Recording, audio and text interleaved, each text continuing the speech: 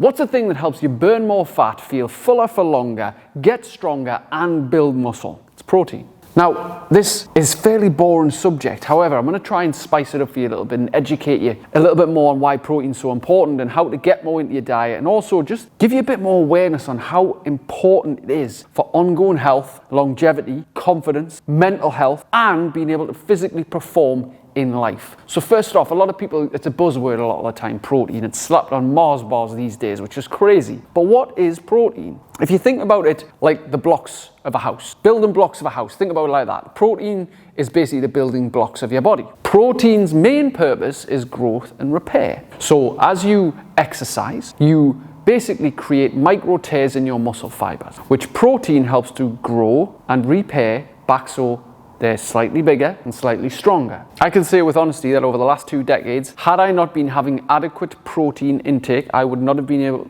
to maintain the levels of consistency with the exercise and structured training that I have been doing, but also I would not be in the shape that I'm now in, which is more or less having a six-pack all year round. I know that's not everybody's goal, but also I just mean maintaining actual muscle mass all year round. Now, regardless of whether you're male or female, the information and the knowledge around protein should still be applied exactly the same. Now, it depends on how much training you're doing, will depend on how much protein you need. Obviously, someone who is relentlessly doing resistance training, for example, if they're a bodybuilder and they're training, slow tempo reps, heavy weight, mass volume, 4, 5, 6 times a week, they're battering their body, they're a professional athlete, then this person's probably going to need a way higher protein intake than what, say, the average person is who just goes to the gym 2 or 3 times a week. However, as a good ballpark figure, what most humans should be striving for each day, if you are in, providing you're not,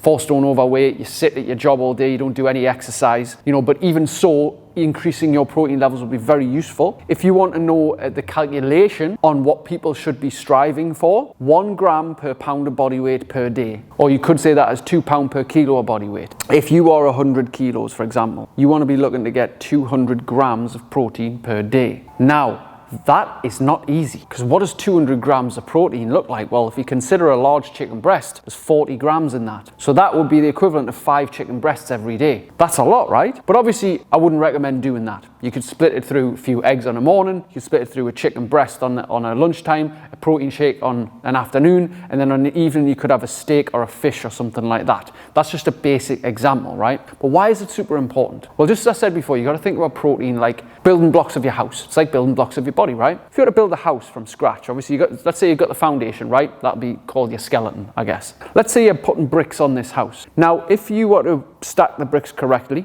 and stack them properly and level them up and make sure the cement was well and you've got a competent builder in, you'd probably say that would build a pretty strong house on the walls and having a good foundation, right? Now, if you were to stack the bricks and you were to do a few and then miss a bit and then a few, then miss a bit, then a few, and you had all these gaps everywhere, you'd probably say that the structure of that house, the integrity of that house was probably not very safe. And it's likely for damage, it's likely for collapse. And the thing is, that's the case with your body if you're not getting enough protein, if you're not building enough muscle, if you're not helping your health that way. If you think about it, your body is more likely for injury. It's more likely for something to go wrong if you do not have an adequate intake of protein. Now, I'm not saying that if you don't eat enough protein, you're going to get ill or you're going to necessarily always get injured. But it makes sense to have a body that is useful, that is viable for life, that contains some level of muscle mass in some way, and that is functional to be able to operate, right? You do not have to look like me or look like a bodybuilder or a pro wrestler to be able to get ahead in life. But you do have to have some muscle.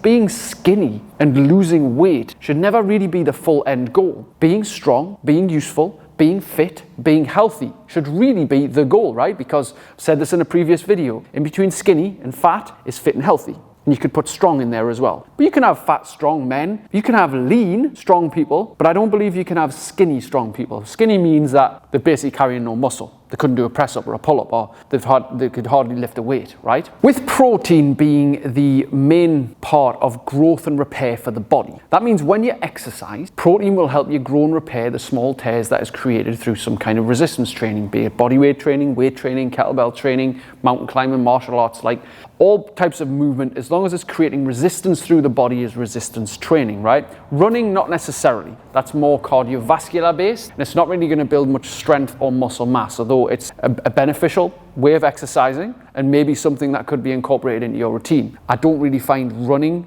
very entertaining. I think it hurts. I think it's got more drawbacks long term than what it has benefits. I think it's a big pounding on the body for a long time. Certain people get away with it better than others. Some people are built for running, some people are not. I prefer more in high intensity workout. I prefer long walks. I prefer resistance training. I prefer to get my training done in under an hour's time. 45 minutes ideal for me, 30 to 45 minutes. Now within that time, bodyweight exercises, kettlebells, barbells, weights, and long walks are my preferred choice of training. I'm saying that's the best for you. However, some kind of resistance training that will break down muscle and help make you stronger, more useful in life is, I think, pretty vital for almost everyone on this earth. But the issue for most people is a lot of people can get to the gym 3 to 4, 5 times a week. But the hard part is the eating side of things, which is where most people go wrong. Is they're eating far too many carbohydrates, snacks, sugary things, or too much processed fats, donuts, cakes, fried food, etc. And we're getting a high calorie intake with a low nutritional value. So we're getting a lot of calories, and then of course if we're active and we burn them off, we have fuel to be able to use our body, which is good.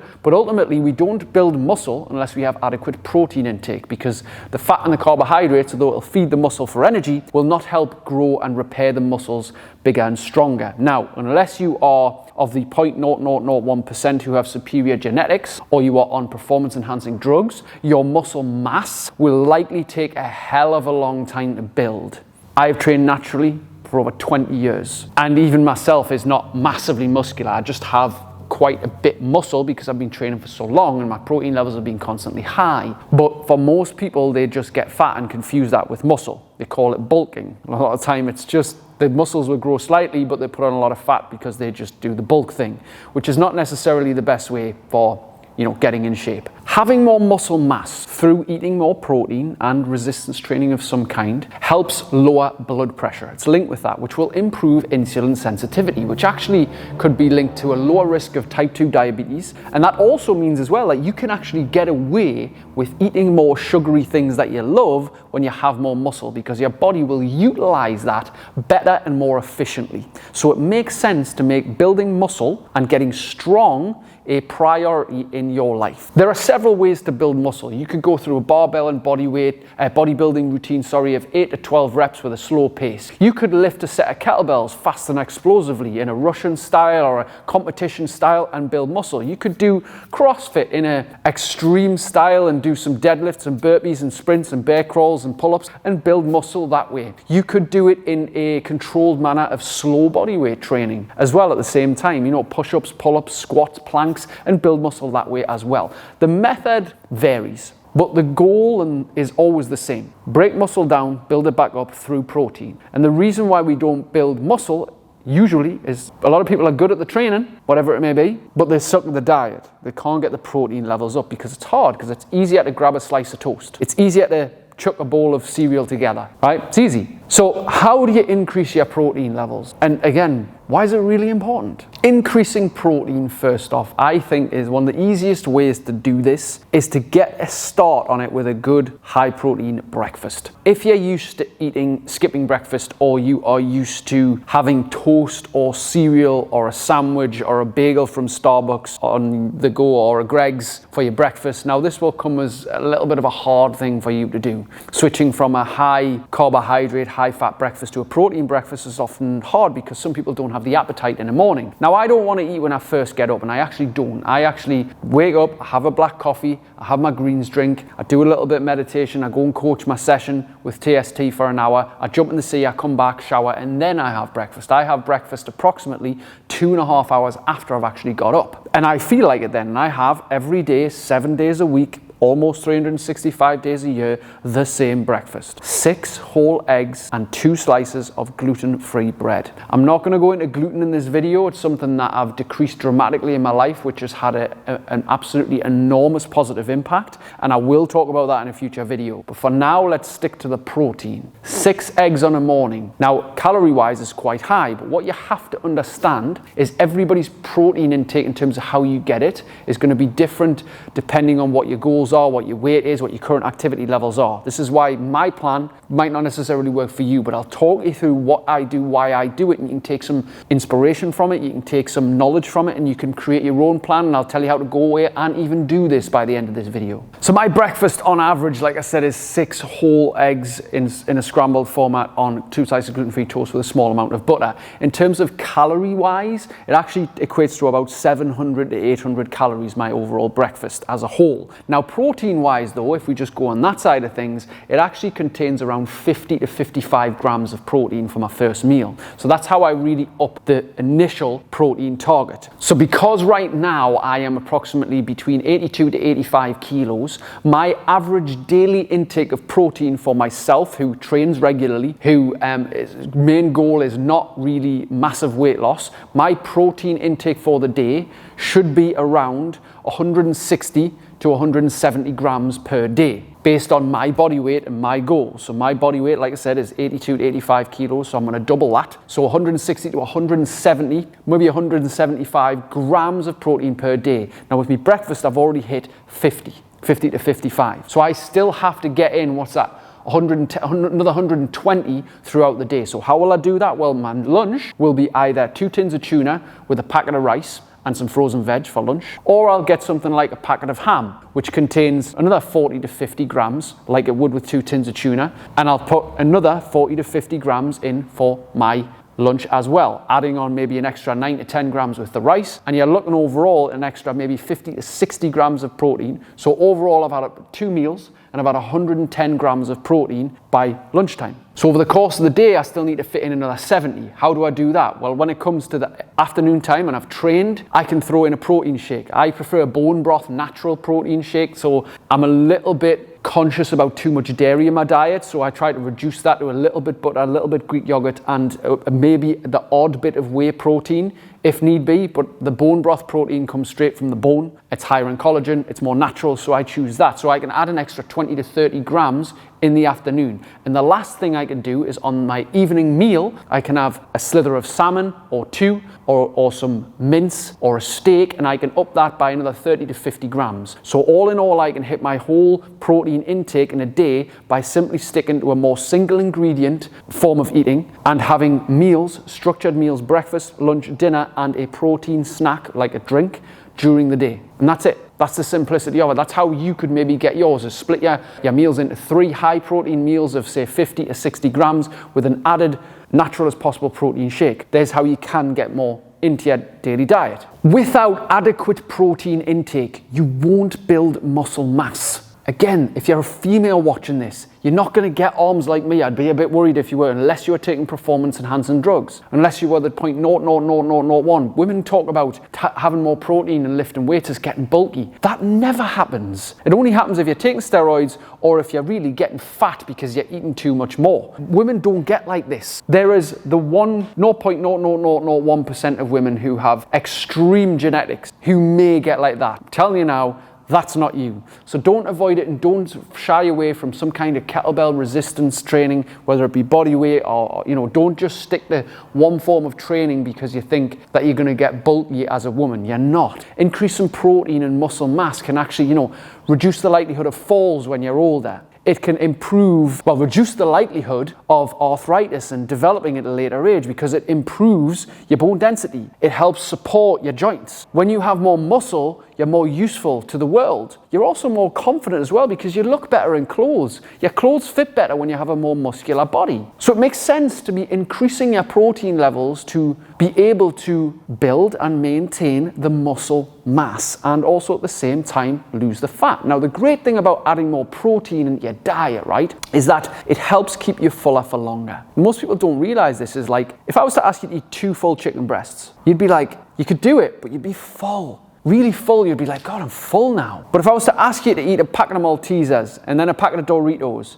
and then some wine gums, and then I would feed you, a couple of chocolate biscuits, and there's like 800 calories. You could probably eat that and go like an hour later, I'm hungry again, right? And I'll give you a bag of popcorn or a packet of crisps, you can eat that. Then I give you another biscuit and you can eat that, right? But you'd struggle to eat 2 chicken breasts because protein takes longer to digest in the body. Your body burns more calories by digesting protein as well, so it's more useful to have a higher protein intake in your body. And there's so many other useful features to protein inside the body that I don't need to go into now, but we need to just be aware that most of us are on high carb convenience food diets. We're not getting enough protein and also enough actual resistance training in as well during the week, and we're starting to degrade in muscle mass. A lot of people now as well are on these weight loss injections, which ultimately, if they're going to be eating less, they're nowhere near going to hit the protein intake, which means they're going to lose a lot of muscle mass. So some of these people are going to start to develop a few issues from that because they're not looking after the nutritional side of things and the resistance side. Some people may be doing it healthily under the support of a medical professional, but a lot of people are just taking it to lose weight. Losing weight is a great goal if you are pre-diabetic. If you are 5, 6, 7 plus 8, 9 stone overweight, you need to lose the weight because you're a living, breathing warning, not an example.